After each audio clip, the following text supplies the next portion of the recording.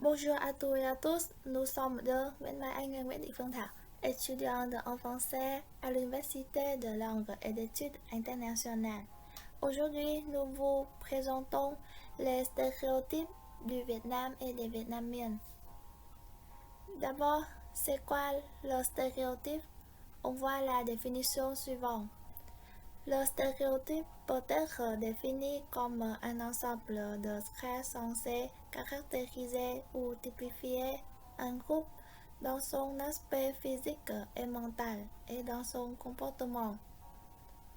Il faut distinguer entre stéréotypes et préjugés.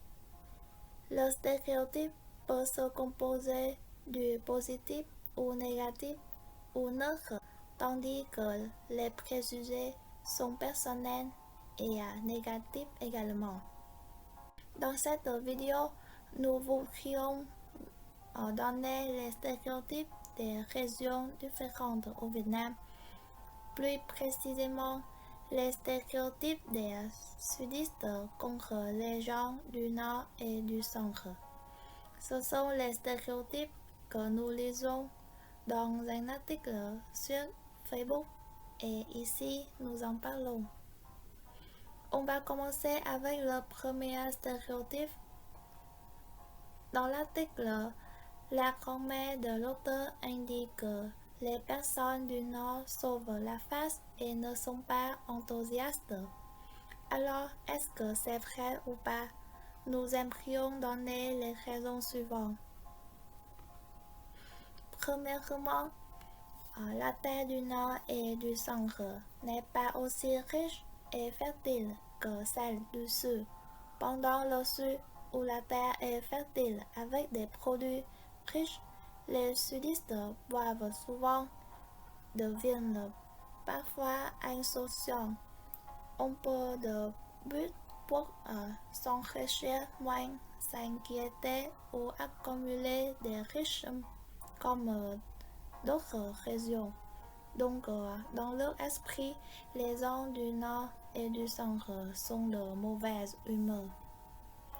Premièrement, le Nord est une région riche en traditions, influencée par l'idéologie confucienne.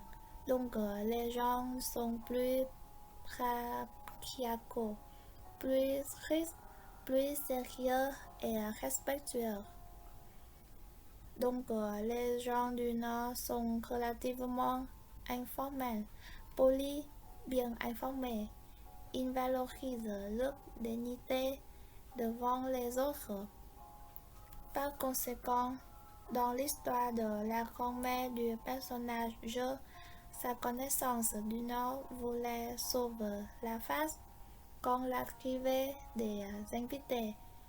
Elle n'a donc pas dit que le riz était fini, mais l'a invité à avoir un autre bol de riz. Cela a donc provoqué un malentendu pour la grand-mère. Le deuxième stéréotype.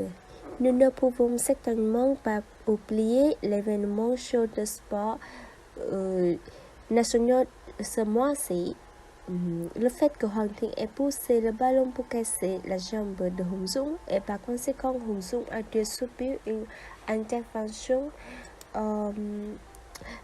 chirurgicale et a cessé de jouer jusqu'à la fin de 2021. Hoàng Thịnh a également fait l'objet d'une pénalité de suspension pour le reste de l'année.